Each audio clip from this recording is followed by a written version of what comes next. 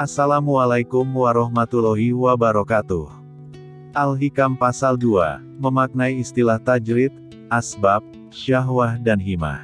Keinginanmu untuk tajrid, sementara Allah masih menegakkan engkau di dalam asbab, merupakan syahwah yang tersamar, halus. Dan keinginanmu kepada asbab, pada saat Allah sudah menegakkan engkau dalam tajrid, merupakan suatu kejatuhan dari himah yang tinggi. Penjelasan atau syarah. Dalam pasal ini, Ibnu Athaillah menggunakan beberapa istilah baku dalam khazanah sufi, yang harus dipahami terlebih dahulu agar mendapatkan pemahaman yang utuh. Istilah-istilah itu adalah tajrid, asbab, syahwah dan himah. Tajrid secara bahasa memiliki arti penanggalan, pelepasan, atau pemurnian. Secara maknawi adalah penanggalan aspek-aspek dunia dari jiwa, nafs, atau secara singkat bisa dikatakan sebagai pemurnian jiwa. Asbab secara bahasa memiliki arti sebab-sebab atau sebab akibat. Secara maknawi adalah status jiwa, nafs, yang sedang Allah tempatkan dalam dunia sebab akibat. Semisal Iskandar Zulkarnain yang Allah tempatkan sebagai raja di dunia, mengurusi dunia sebab akibat. Syahwah, atau syahwat, secara bahasa memiliki arti tatapan yang kuat, atau keinginan.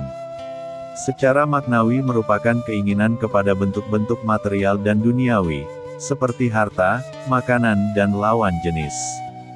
Berbeda dari syahwat, hawa nafsu, disingkat, nafsu, adalah keinginan kepada bentuk-bentuk non-material, seperti ego, kesombongan, dan harga diri. Himah merupakan lawan kata dari syahwat, yang juga memiliki arti keinginan.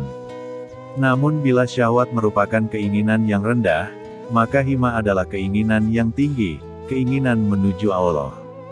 Ada kalanya Allah menempatkan seseorang dalam dunia asbab dalam kurun tertentu, misalnya, untuk mencari nafkah, mengurus keluarga, atau memimpin negara.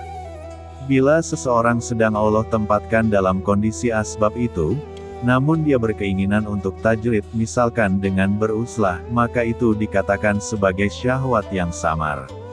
Sebaliknya, saat Allah menempatkan seseorang dalam tajrid, namun dia justru menginginkan asbab, maka itu merupakan sebuah kejatuhan dari keinginan yang tinggi. Inilah pentingnya untuk berserah diri dalam bersuluk, agar mengetahui kapan seseorang harus tajrid dan kapan seseorang harus terjun dalam dunia asbab. Semua kehendak seorang salik haruslah berkesesuaian dengan kehendak Allah. Sebagai seorang yang beriman, haruslah berusaha menyempurnakan imannya dengan berpikir tentang ayat-ayat Allah, dan beribadah, dan harus tahu bahwa tujuan hidup itu hanya untuk beribadah menghamba kepada Allah, sesuai tuntunan Al-Quran. Tetapi setelah ada semangat dalam ibadah, kadang ada yang berpendapat bahwa salah satu yang merepoti atau mengganggu dalam ibadah yaitu bekerja kasab. Lalu berkeinginan lepas dari kasab atau usaha dan hanya ingin melulu beribadah. Keinginan yang seperti ini termasuk keinginan nafsu yang tersembunyi atau samar. Sebab kewajiban seorang hamba, menyerah kepada apa yang dipilihkan oleh majikannya. Apalagi kalau majikan itu adalah Allah yang maha mengetahui tentang apa yang terbaik bagi hambanya. Dan tanda-tanda bahwa Allah menempatkan dirimu dalam golongan orang yang harus berusaha kasab apabila terasa ringan bagimu, sehingga tidak menyebabkan lalai menjalankan suatu kewajiban dalam agamamu, juga menyebabkan engkau tidak tamak rakus terhadap milik orang lain. Dan tanda bahwa Allah mendudukkan dirimu dalam golongan hamba yang tidak berusaha tajrid. Apabila Tuhan memudahkan bagimu kebutuhan hidup dari jalan yang tidak tersangka, kemudian jiwamu tetap tenang ketika terjadi kekurangan, karena tetap ingat dan bersandar kepada Tuhan, dan tidak berubah dalam menunaikan kewajiban-kewajiban. Syekh Ibnu Athaillah berkata, "Aku datang kepada guruku Syekh Abu Abbas Al-Mursi.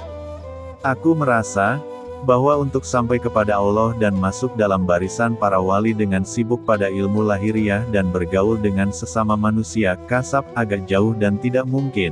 Tiba-tiba sebelum aku sempat bertanya, guru bercerita, ada seorang ahli di bidang ilmu lahiriah. Ketika ia dapat merasakan sedikit dalam perjalanan ini, ia datang kepadaku sambil berkata, aku akan meninggalkan kebiasaanku untuk mengikuti perjalananmu.